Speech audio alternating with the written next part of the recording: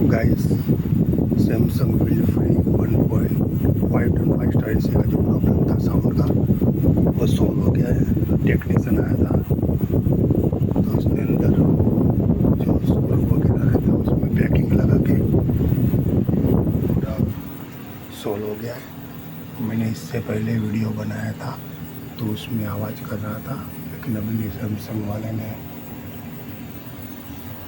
Solve कर दिया। आप देख सकते हो और सुन भी सकते हो, देख लो। अभी आवाज़ नहीं आ रही, साइलेंट हो गया है।